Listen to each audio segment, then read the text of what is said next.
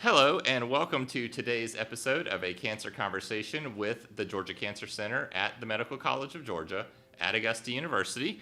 Today, we are having a special guest for this conversation. My name is Chris Curry, and I am your host for A Cancer Conversation. Joining me today is Dr. Balveen Kaur. Dr. Kaur is one of the newest faculty members to join us here at the Georgia Cancer Center.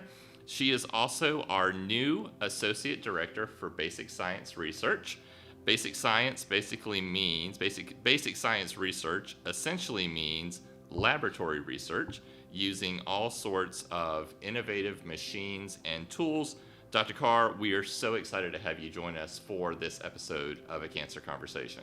Thank you so much, Mr. Curry. I'm excited to be here. I'm new to Georgia and Augusta. I've been here 2 weeks, and I'm delighted to be here. My move here has been spectacularly well supported by everybody. And so thank you very much for this invitation. I'm looking forward to our chit chat. So 2 weeks, that's not very long. What have you sort of experienced about the Cancer Center and Augusta, the city, the community, the culture since you've been here?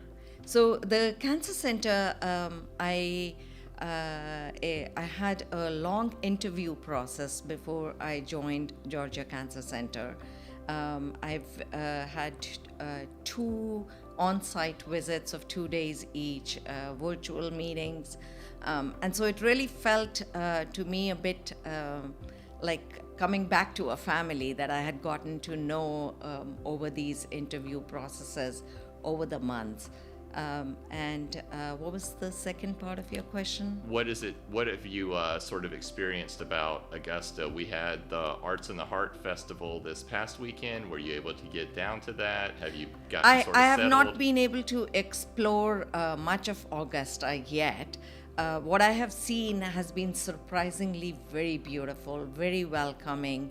I live in this small neighborhood close to the Cancer Center that's full of historic homes, and the neighborhood has been welcoming. I think the southern hospitality definitely shows through everywhere. I believe the number of neighbors who have come out to just welcome me to the neighborhood, and that also translates into the Cancer Center. Everybody that I have worked with has been so supportive. We have been here 2 weeks. My laboratory is already up and running. That's awesome. We were able to get some regulatory approvals this week. We started doing some experiments. My research fellows are excited. And so very grateful for this opportunity to be here, and terribly excited to be here as well. That's awesome. Now, where did you come from before you came to the Georgia Cancer Center? So I came from Houston, where I was the vice chair of research. I was leading the neuro-oncology research in Houston. I was at the University of Texas Health Science Center, which is completely different atmosphere from over here, in that we are part of a very large medical center. It's the world's largest medical center. Also very exciting, a lot of facilities for research, a very collaborative environment. But we didn't have this campus feeling. There's no undergraduate campus on it. It's a huge medical center, but there's something about being in a university campus with different arts and sciences represented in different disciplines, which really enriches not just the way you think and feel, but it also enriches your own science in ways that it manifests that's hard to pinpoint in words for me. And so this environment reminds me a lot of the environment at Ohio State, where I had been, which is also a very big academic university. Absolutely. I was able to make collaborations with mathematicians who did mathematical modelings of cancer treatments and biotherapies, something that I would never have envisioned in my tiny little world where I lived as a scientist. And so the opportunities that come across being in an academic campus with a widespread arts and sciences department is huge. I'm terribly excited about this mission and motivation to bring the undergrads to the health science campus and really foster and nurture that cross-disciplinary collaborative thinking. And why is that so important to you, to train those undergraduate students and show them what it's like to work in a lab? So it's a little bit selfish. It's very rewarding to be around young minds. I think the most creative thoughts come from naive thinking that sometimes the experienced investigators are almost afraid to ask. And so I've had a very long history of working with undergraduate students at Ohio State. We had special undergraduate programs that trained students to build a career in graduate research or medicine. And these students bring a lot of innovation. And from each of my students, I ended up learning a little bit more about science and a little bit more about life, which was spectacular. That's awesome. So you worked at Ohio State, then you went to Houston, now you're here. What brought you to the Georgia Cancer Center? So when I first applied here, I was very naive about the Georgia Cancer Center and all that it had already accomplished. When I interviewed, I was blown away. The mission of Georgia Cancer Center to really bring world-class researchers and physicians together in an environment that's very, very supportive it just about says it all. Yeah. And this mission is backed by some serious thoughts and support from the leadership to really build a program that can support the quality of patients' lives, that can improve treatments. The leadership that I met with here, Dr. Cortez, an internationally renowned leukemia physician with a huge passion for research, is just unmatched. Dr. Tingen has a passion in doing preventive research, in understanding health disparities. She has a passion that's almost tangible. A passion shouldn't be a noun. Yes. But in her, it is a noun. Yes. Dr. Moon, an internationally known immunologist, is driving clinical trials that are not just ending as clinical trials, but bringing them back to the bench to understand why some patients responded and some did not, understanding what the mechanisms of resistance were. And now he's leading another first-in-human clinical trial of a combination drug that addresses these resistance mechanisms. And this was built with a lot of support from the Cancer Center. It's not just immunology research, it's also a lot of bioinformatics, a lot of genomics, a lot of molecular biology, which kind of brings me back to the importance of having a collaborative, cross-disciplinary research. And the passion to recruit and build is also unmatched. Building an immunology center here, there are weekly research talks. I've been here 2 weeks, so I feel I'm stepping out of my shoes talking about it. But it really is incredibly exciting, the growth that is happening here at Georgia Cancer Center.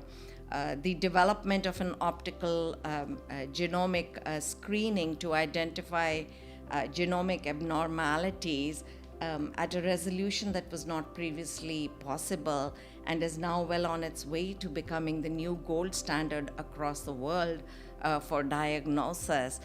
This was led by Dr. Colhay right here in pathology. And so the impact that we are already having on patient lives is incredibly motivating for me.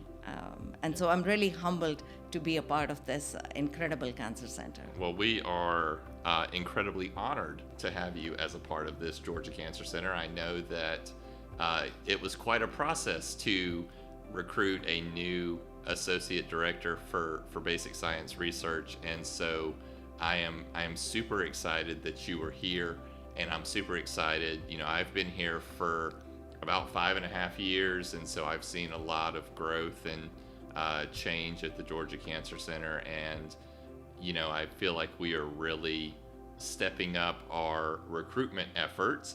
And now that you're here, I think it's just going to accelerate even faster.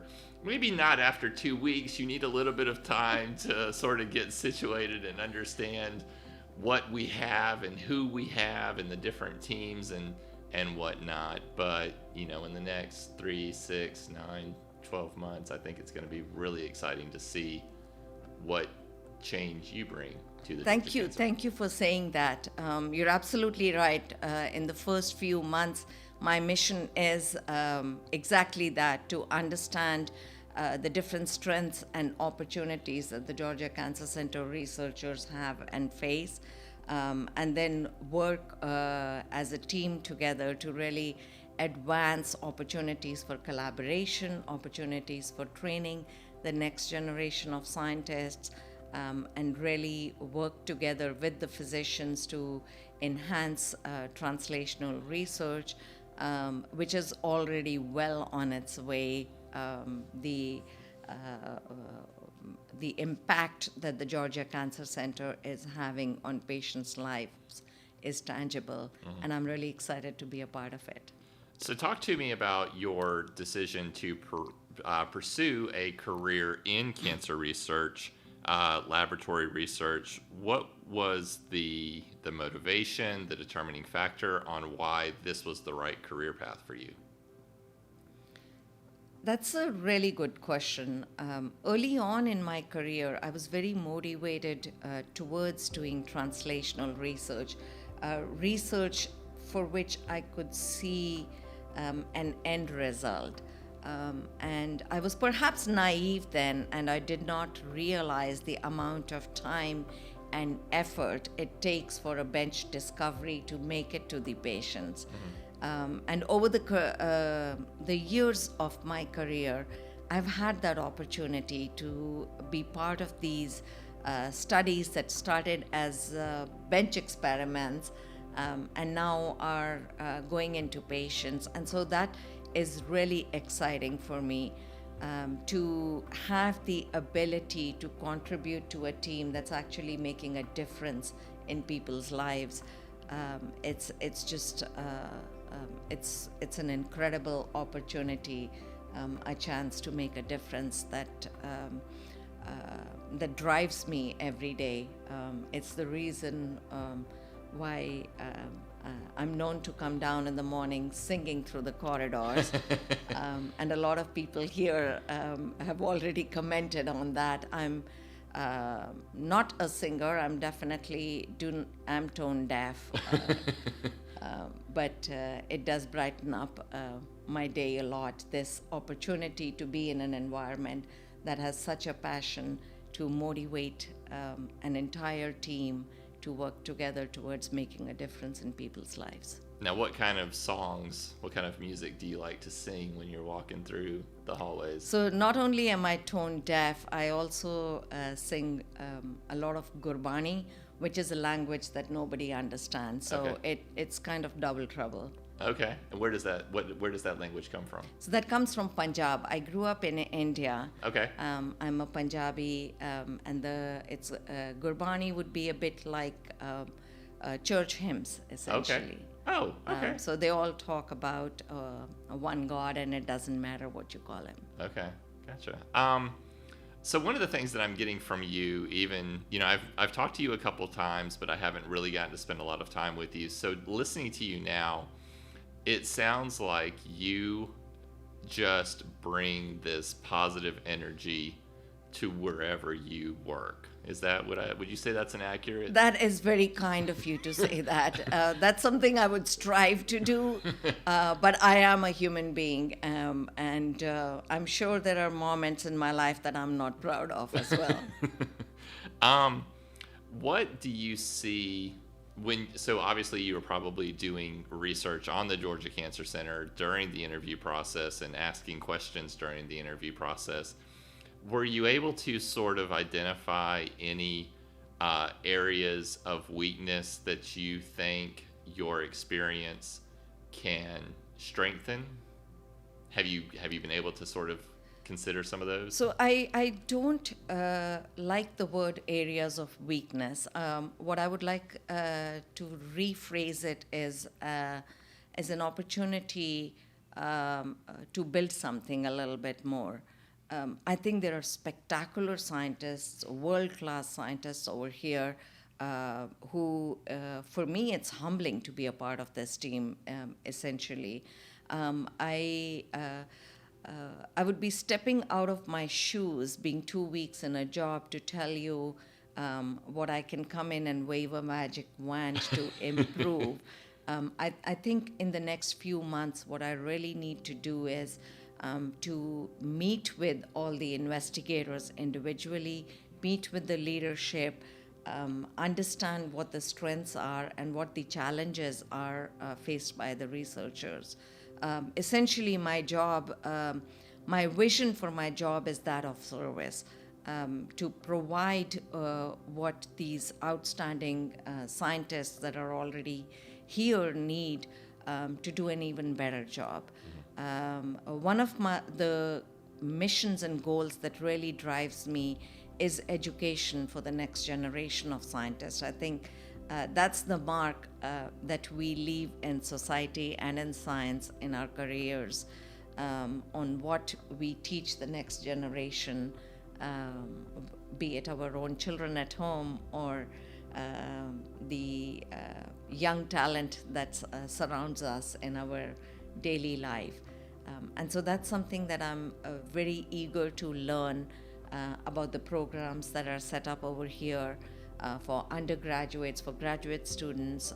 There's a spectacular graduate student program that already exists for biomedical sciences, to understand what the pre-medical student training programs are, what are the opportunities and challenges that postdoctoral fellows who are really on the cusp of their careers to make a difference, because there will not be one person or one team that can help us fight cancer. I think all of us together, with the next generation of scientists and the established investigators, have to do this together. And I like talking about that because, Augusta University, which the Cancer Center is a part of, has the Center for Undergraduate Research and Scholarship. We've worked with them, over the years, and I talked with Dr. Lisa Middleton about how she just wants to collaborate and work even more with the KERS team. And then of course, like you mentioned, we have the graduate school and our graduate programs. And they have the new College of Science and Mathematics down here on our Health Sciences campus to really expose students to the different types of research, including here at the Georgia Cancer Center. So I think you will find plenty of opportunities to collaborate and bring students into the lab, your lab, others' labs, to show them sort of what goes on here. Absolutely. I'm very excited about that opportunity, and what my mission is not just to bring them into my lab, but to really try and explore, and these might already exist because I'm so new here, but if they don't, then there's an opportunity to build structured programs which enrich these students beyond just working on a bench. I think working on a bench is going to be a huge part of it. But once they have a structured program,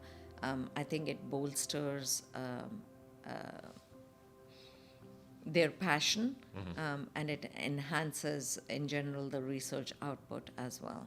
Absolutely. What sort of breakthrough discoveries, experiments, things of that nature have you been able to make in? So it sounds like you said neuro-oncology earlier, so that's brain cancer, correct? That's right. What sort of discoveries, publications, things have you been able to sort of help bring to the forefront during your career so far? So, a few, and they're all my babies, so I'm extremely excited about all of those opportunities that I've had a chance to be a part of. I've been very fortunate to be a part of learning about biological therapies early on in my careers. For most of us, a drug or a therapeutic is in the form of a pill that's taken, and it can have side effects, and that's been the mindset over the years for a treatment. Biological therapies in general are a little bit different. The antibody therapies are now quite mainstream, but faced a lot of challenges. I work on viruses, which have also had a perception in the general public of disbelief of science fiction medicine.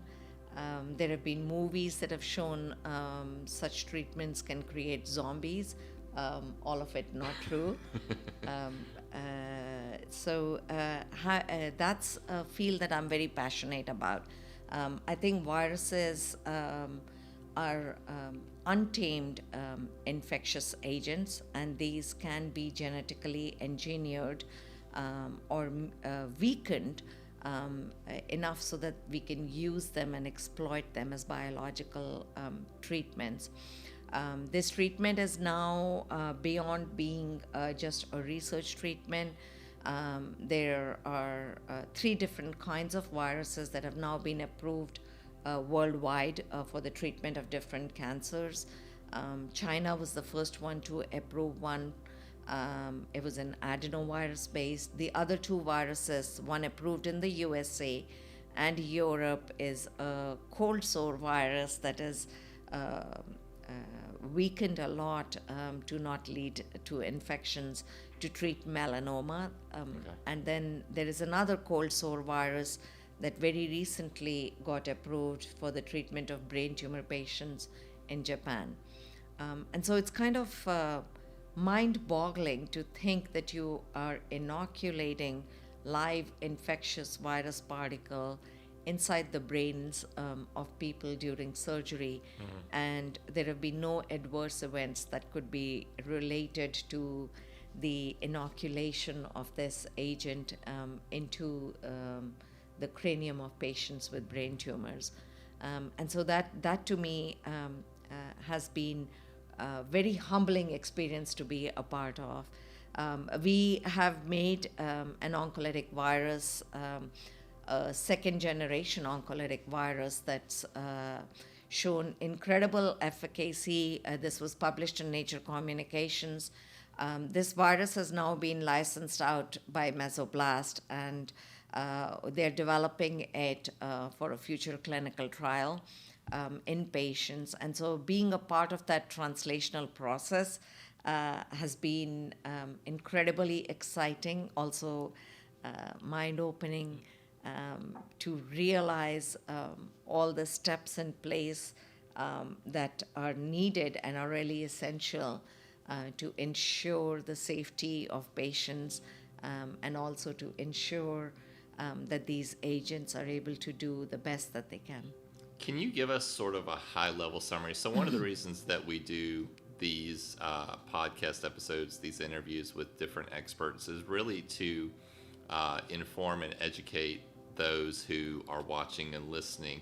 Can you talk from sort of a high level about the process of taking something in the lab, making sure that it's safe for introducing into the human experience through clinical trials, and then the different approvals from the Food and Drug Administration, the CDC, just the different regulatory agencies that are involved in that? Absolutely. I think that's a fantastic question. So there's a lot of regulatory bodies that are involved in this process. An agent that's made in the laboratory would initially be tested on cells grown in plates. There would need to be an evidence that its toxic effects or killing effects will only be on cancer cells and not on normal cells. It would then go into some sort of an animal testing.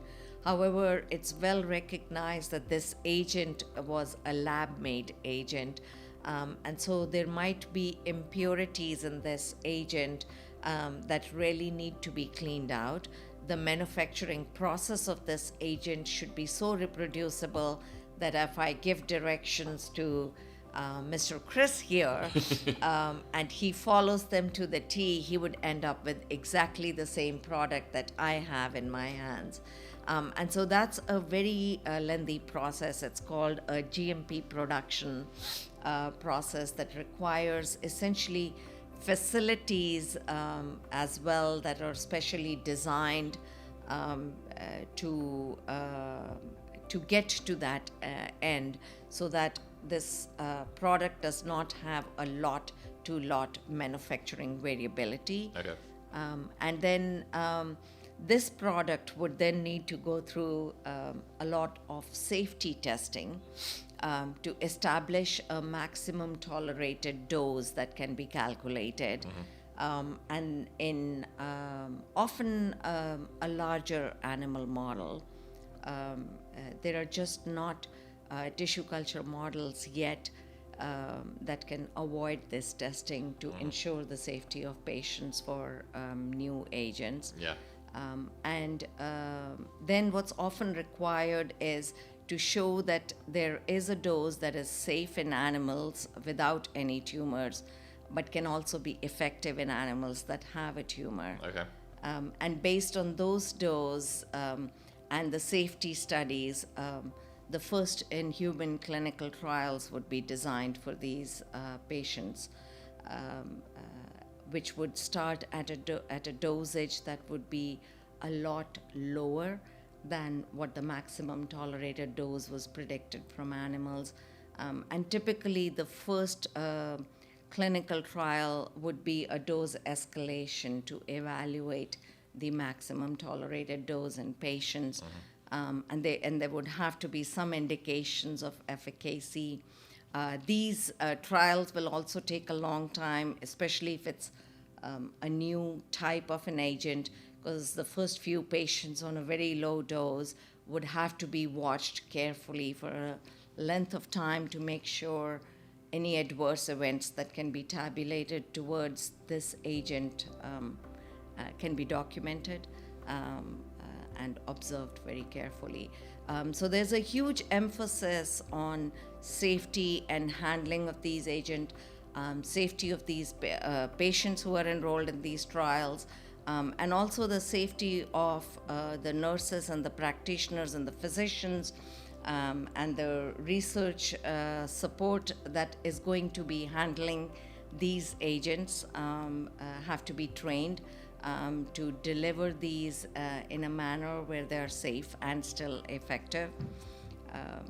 So as these biological agents become more and more mainstream, apart from this lengthy process with a lot of paperwork, essentially, so when scientists talk about their first clinical trial, in a lot of these scientific meetings, it's not unusual to have a slide showing a wall of paper that was essential, and each and every document in there is essential. Everything has to be documented and curated very, very carefully. Is that what you were asking? Yeah, that's great. I just think when we talk about cancer research, it's not something that it's not something that everyone understands. And so I think just trying to let people know that there is very much a process in testing things in a lab setting, and sort of the process that moves through. I think it's very important to share information about that so people are aware of that process, and just how long it can take. Absolutely. It's a very lengthy process, and it's also a very costly process. And a lot of this requires a lot of funding. Here at the Georgia Cancer Center, we have a lot of excellent scientists who are well funded through government agencies, through philanthropic agencies. There is a Paceline that's run. It's a bike ride that's run by the Georgia Cancer Center. And so every dollar that's contributed into the Paceline will help support innovative research and trial.